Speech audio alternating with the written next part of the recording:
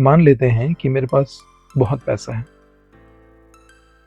एक बच्चा है जो 14-15 साल का है और स्ट्रीट लाइट में बैठकर पढ़ रहा है और पढ़ाई करते-करते वो शिंगदाना भी बेच रहा है।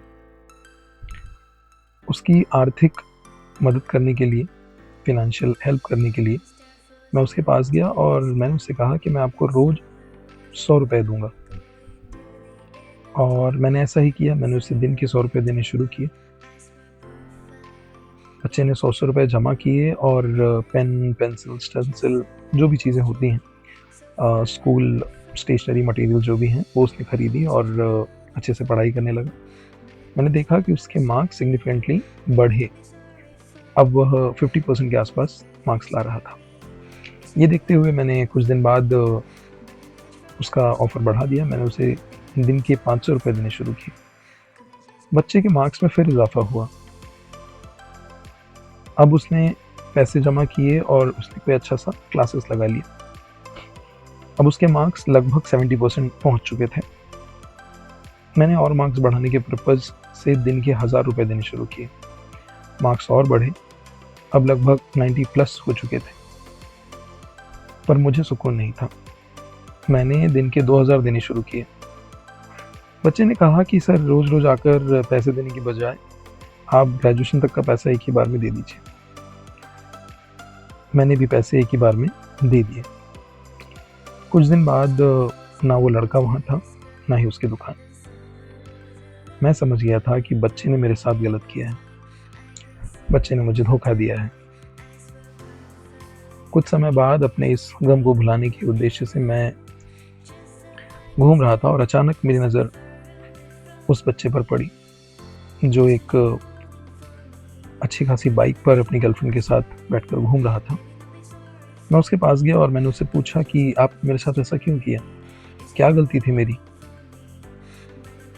बच्चे ने बहुत आदर से कहा कि सर आपने मेरी मदद की है, इसमें कोई दो राय नहीं है और शायद मेरे मार्क्स और बढ़ते, लेकिन तब जब आप पैसे के अलावा मेरी बाकी नीड्स को भी समझ पाते।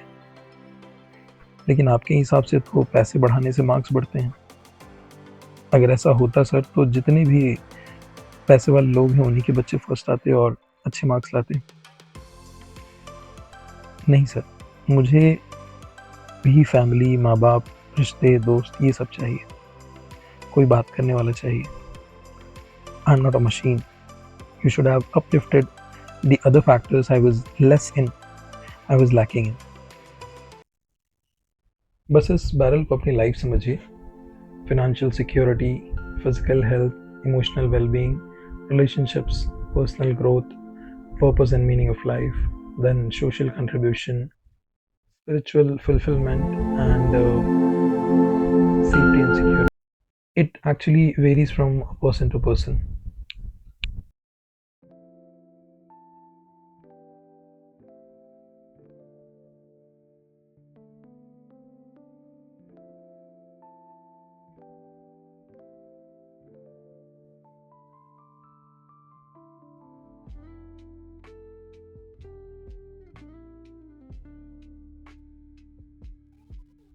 हेलो। हम सब अपनी स्ट्रेंथ पर प्राउड फील करते हैं। I have a good car, I have a good package, I have a big dreams, पर वी डोंट नो कि व्हाट्स आवर शॉर्टेस्ट प्लैंक। और एक क्वेश्चन जो हमें एकदम अनकंफर्टेबल करा देता है कि what's our shortest Planck. We don't know it और we don't want to know it कि what is our shortest Planck.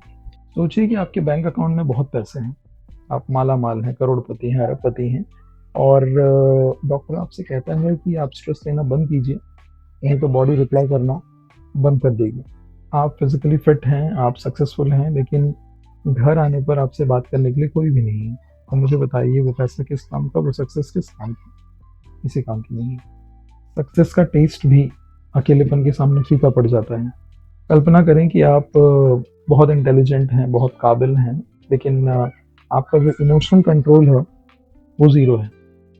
तो एक ईगो, एक गुस्सा, एक रॉन्ग डिसीजन आपकी पूरी पूरी लाइफ को रूइन कर सकता है, खत्म कर सकता है। शॉर्टेस्ट प्लान और आपकी सारी ज़िंदगी चौपट।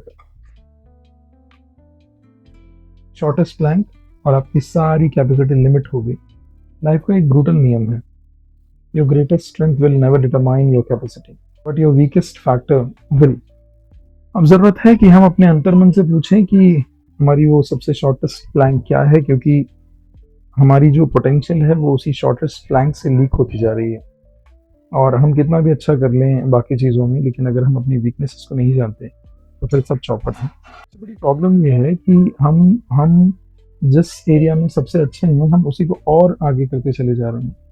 और मान लीजिए कि मुझे पैसे बहुत आ रहे हैं, मेरे अंदर भूख और बढ़ रही है और पैसों की, जबकि मुझे अगर पैसे ठीक ठाक आ रहे हैं तो मुझे बाकी फैक्टर्स पे ध्यान देना चाहिए। लेकिन जो बहुत अच्छे पैसे कमा रहा है वो और बहुत अच्छे पैसे कमाने के लिए मर रहा है। जिस एरिया में 3 आउट ऑफ 10 है हम उस पर ध्यान नहीं दे रहे। हम ऑलरेडी जिसमें 9 आउट ऑफ 10 हैं हम उस पर और ताकत लगा रहे हैं, हम उस पर और आगे जाना चाहते हैं। क्यों? God knows. हम अपने आप से पूछते हैं कि इतना सब कुछ करने के बाद हम खुश क्यों नहीं हैं? The answer is the shortest plank, because that is 3 out of 10 and you are worried about 9 out of 10। हम अपने आप से पूछते हैं कि इतना सब कुछ करने के बाद हम खुश क्यों नहीं हैं? The answer is the shortest plank, because that is 3 out of 10 and you are worried about 9 out of 10। Champions जो होते हैं ना, विराट कोहली हैं और बहुत सारे लोग, चैंपियंस हमेशा अपनी वीकनेस पे काम करते हैं और इसीलिए शायद वो एक्स्ट्रा ऑर्डिनरी होते हैं।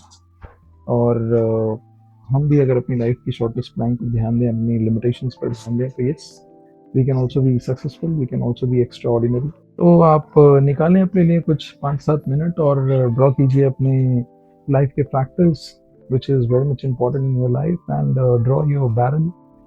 Try to find out which plank is short or shortest, and which plank should be uplifted, or you will be finding you are better than what you were. That's it. अंत में यही कहूँगा कि success is not about making your strongest point more stronger. It's about fixing your weakness that leaks your potential silently. Life doesn't fail because of what you were bad at once. It gets limited because of you keep ignoring something which should have been uplifted. बीमार था इसलिए काफ़ी time से नहीं बना पा रहा था व्लॉग, और भी बहुत सारी चीज़ें थी। Will try to be regular. Thank you, bye.